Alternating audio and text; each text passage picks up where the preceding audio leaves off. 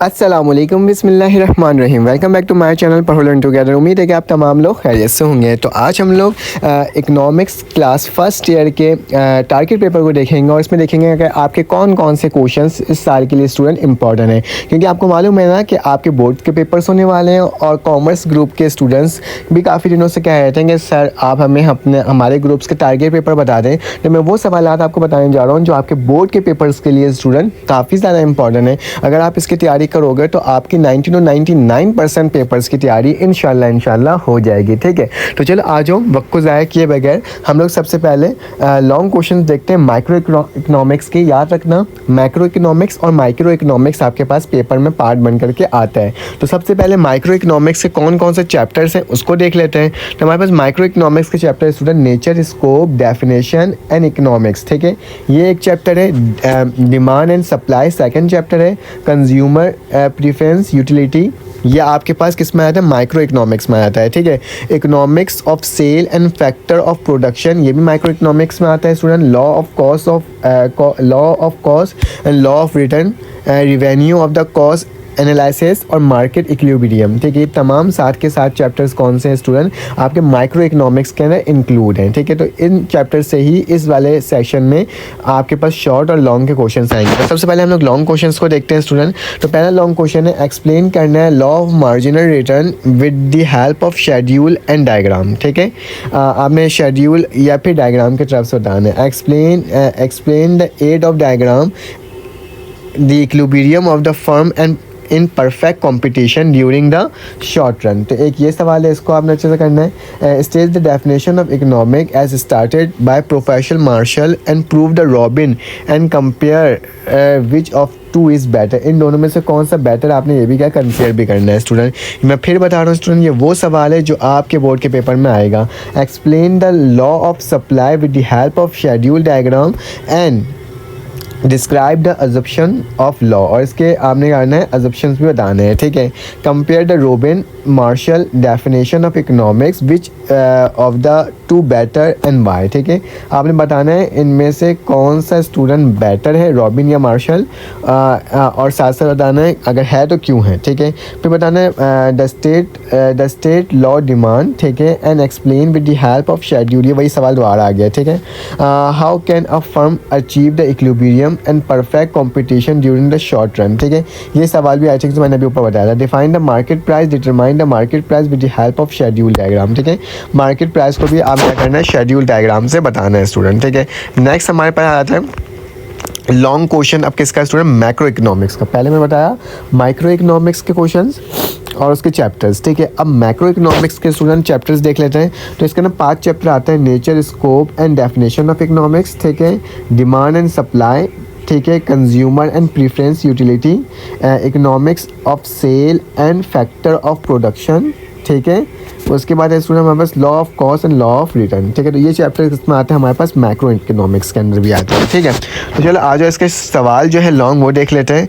What is national economics? National economics क्या होता है? नेशनल इनकम क्या होता है? ठीक है, फिर लिखा हुआ explain the different concept of national income. कौन कौन से नेशनल इनकम होता है आपने ये बताना है।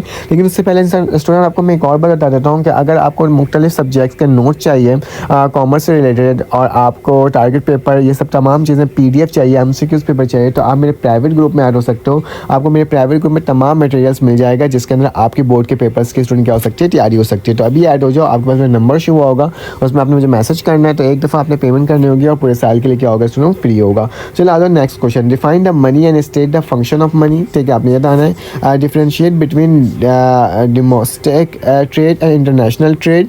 Right the advantages and disadvantages of international trade. ठीक है, तो ये सवाल है स्टूडेंट, इसकी आपने अच्छे से प्रैक्टिस करनी है। ठीक है, उसके बाद स्टूडेंट लिखा हुआ है आपको डिफरेंस बिटवीन करना है balance of trade and balance of payment. What are the causes बताना है अनफेवरेबल बैलेंस पेमेंट। ठीक है, ये भी आपने बताना है। ठीक है, how can an unfavourable balance of payment become favourable. ठीक है, किस तरह से अनफेवरेबल बैलेंस किस तरह से फेवरेबल हो सकता है। ठीक है, ये बताना है। उसके बाद लिखा हुआ है explain any one method of measuring national income. ठीक है, आपने बताना है। ठीक है, फिर डिफ्रेंशिएट बिटवीन करना है direct tax and indirect tax, direct tax क्या होता है, इनडायरेक्ट टैक्स क्या होता है, define the direct tax, indirect tax and disadvantages and advantages of indirect taxes, ठीक है, ये वही सवाल आया है के। Explain and brief the principle of taxation bye Adam Smith, ठीक है, ये है। उसके बाद लिखा हुआ है स्टूडेंट हमारे पास next question, define the trade cycle and explain all its stages with the help of sketch, ठीक है, ये हो गया। Explain the quantity theory of money and write its assumption, ठीक है, ये एक सवाल है। How can unfavourable balance become, ये वही सवाल स्टूडेंट वापसी आ गया है। Explain the cooperative cost and theory of international trade with the help of suitable example, what is weakness have been highlighted in this theory, ठीक है। उसका लिखा है critical examine and cooperative cost theory international trade. आपने ये बताना है तमाम सवाल स्टूडेंट लॉन्ग के थे। अब शॉर्ट क्वेश्चन आ जाते हैं माइक्रो एंड मैक्रो इकोनॉमिक्स, ये कंबाइन है, इसको आप देख लेना। Explain the rise and fall of demand, rise और फॉल डिमांड किस तरह से होता है। State the law of cost, state the law of supply, describe the practical advantages of study of economy. फिर उसके बाद स्टूडेंट हमारे पास है define the elasticity of demand, what are the advantages of large scale production, describe the canon of taxation. उसके बाद define the demand and it's change in quality demand, fix cost and variable cost क्या होता है ये बताना है। उसके बाद स्टूडेंट नेक्स्ट पेज में चलते हैं। उसके बाद हमारे पास लिखा हुआ है student micro economics and macro economics क्या होता है, ठीक है, बताना है। Perfect competition and monopoly, write the characteristic of perfect competition, discuss the main point of Marshall definition of economics, explain the relation of TR, AR, MR in perfect competition, ठीक है, explain the characteristic of monopoly, what are the main function of entrepreneur क्या होता है, discuss the point of Marshall definition of economics, state the relative importance of factor of production, write the characteristic of perfect competition, define the production of factor of production, ठीक है। फिर इसका student हमारे पास next question है, in perfectly competitive market we are average revenue and marginal revenue curve negative slope, आपने बताना क्यों होता है, ठीक है। Enlist the characteristic of good money, good money का कैरेक्टरिस्टिक क्या होता है। State the difficulties of the barter system, mention the difficulties in the measurement of national income, ठीक है, डिफिकल्टीज आपने बताना क्या क्या आती है। State the quantity of theory money, ठीक है, आपने कुछ डिफ्रेंशिएट करना है, private finance and public finance, ठीक है।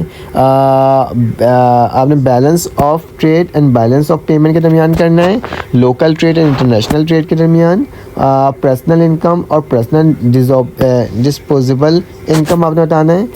एडवांटेजेस ऑफ इंटरनेशनल ट्रेड के एडवांटेजेस क्या होते हैं। Name the different phases of the trade off cycle and describe any one of them.